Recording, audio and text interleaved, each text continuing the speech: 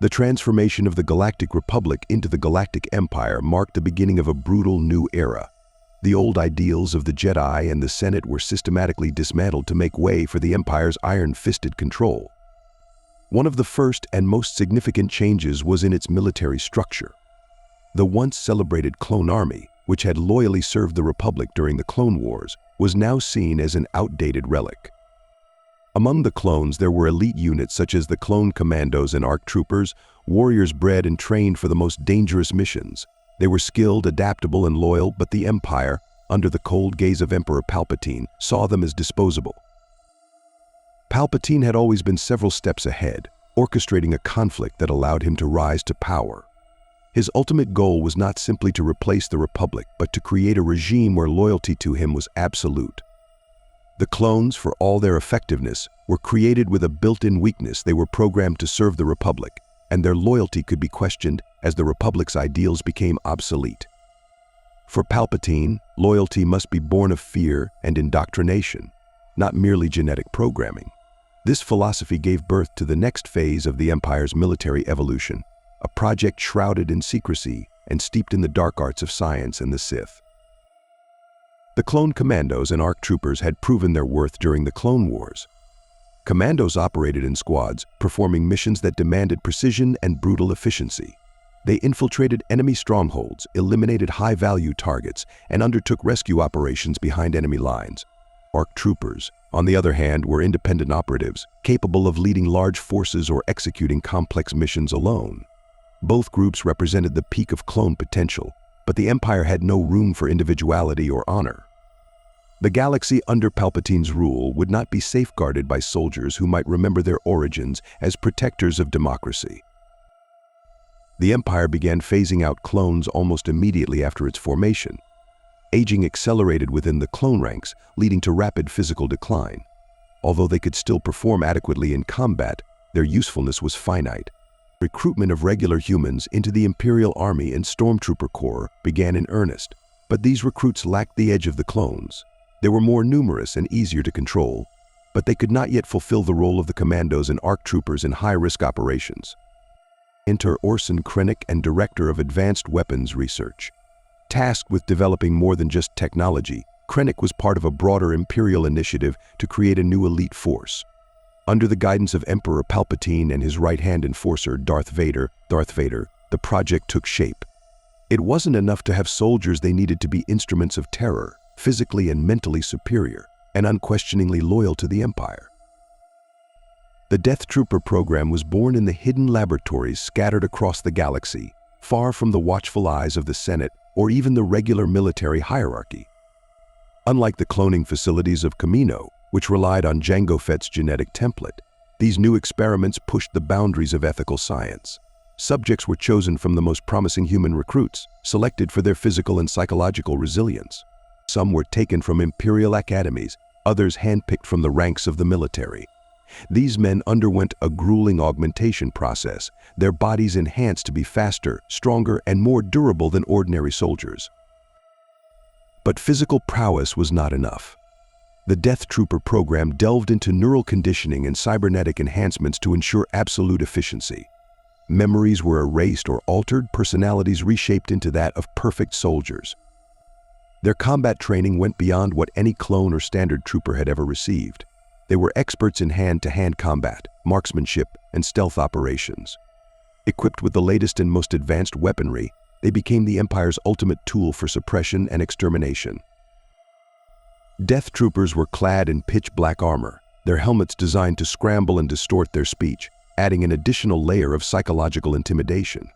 Their presence alone was a declaration of the Empire's might, a signal that death was near for its enemies. They operated in the shadows, executing missions that even the most loyal stormtroopers could not comprehend.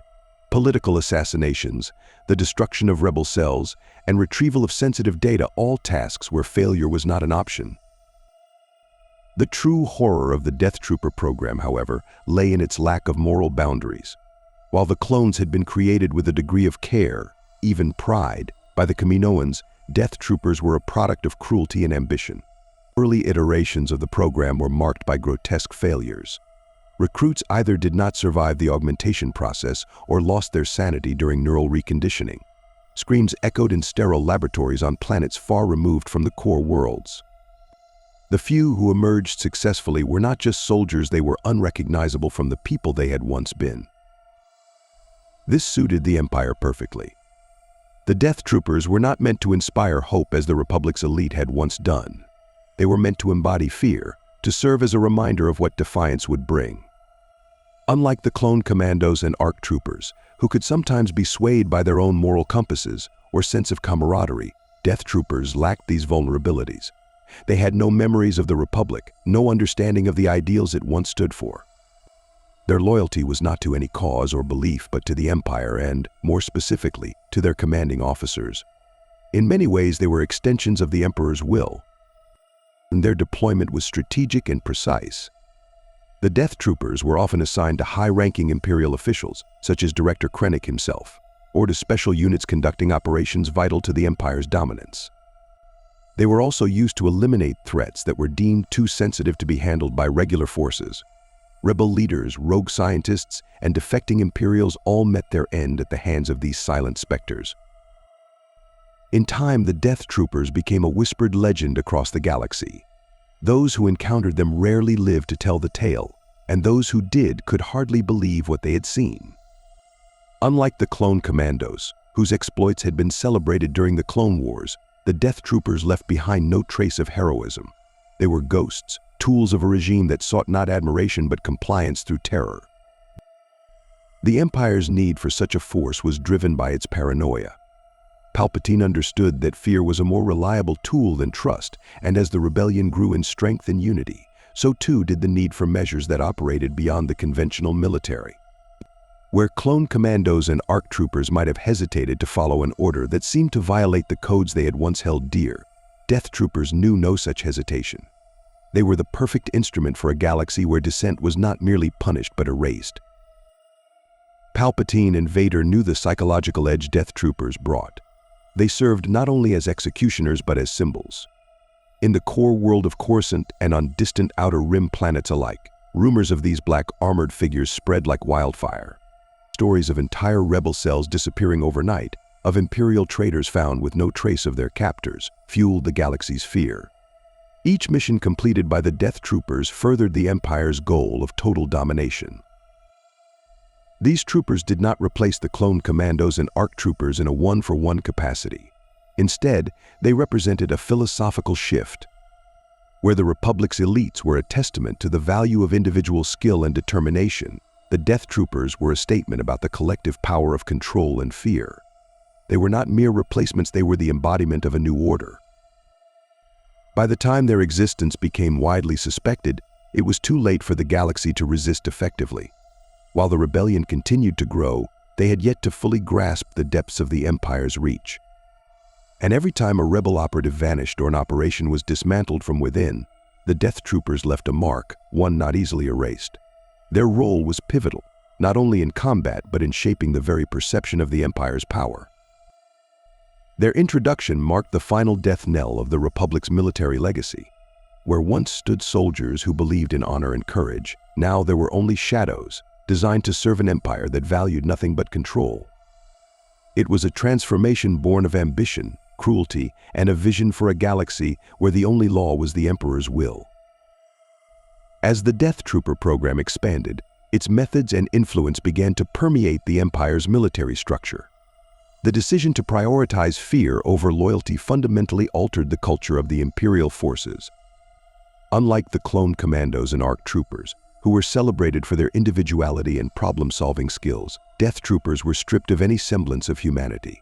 They were anonymous instruments, their identities erased by design. This anonymity served two purposes. It ensured they could not be compromised or sympathized with, and it transformed them into the faceless harbingers of Imperial justice.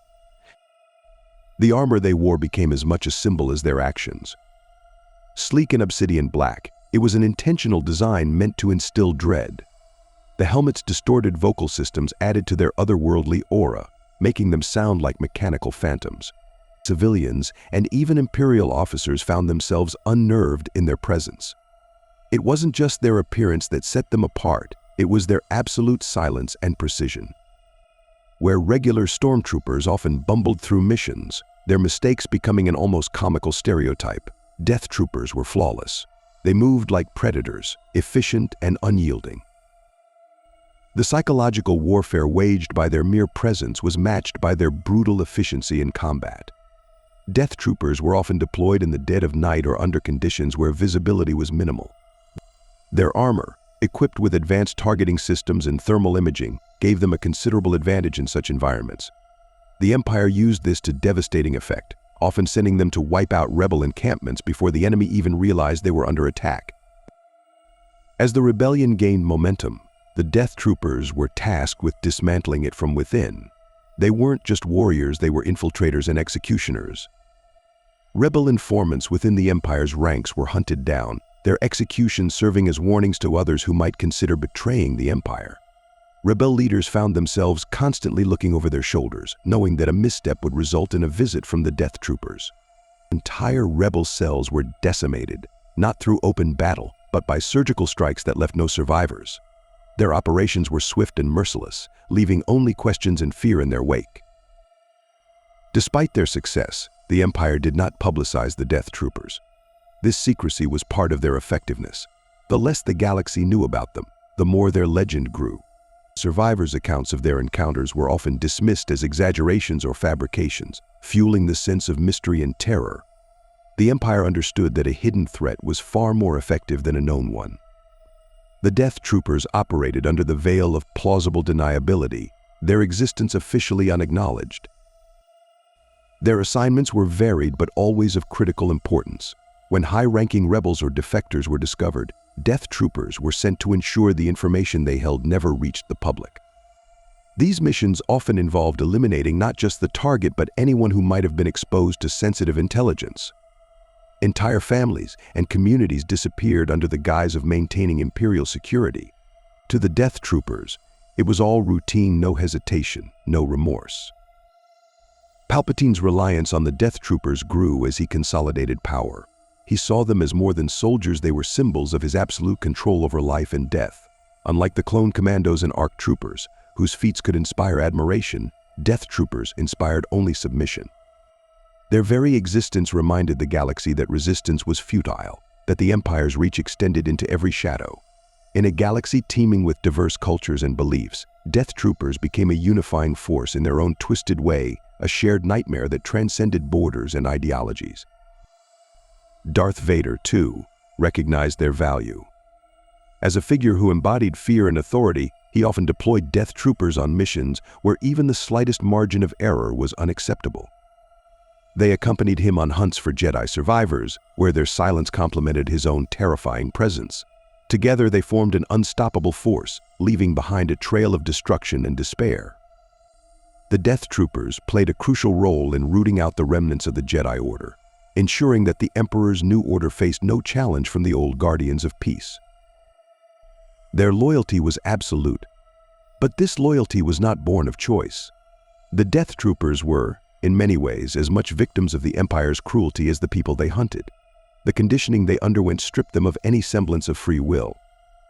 Unlike the clone Commandos, who had forged bonds of brotherhood and retained traces of individuality, Death Troopers were isolated, even from one another. Their humanity was a distant memory, buried beneath layers of programming and augmentation. They had no past, no future, only the mission. This dehumanization was by design. Palpatine and his scientists understood that the strongest soldiers were those who had nothing left to lose, nothing to cling to but their orders. By erasing their identities and severing their ties to their former lives, the Death Troopers were rendered invincible in spirit. Fear and pain could not sway them because they no longer truly lived. They were a testament to the Empire's willingness to sacrifice everything for the sake of control. Despite their effectiveness, the Death Troopers faced a growing challenge as the rebellion evolved. The Alliance learned to adapt, developing countermeasures and strategies to avoid detection.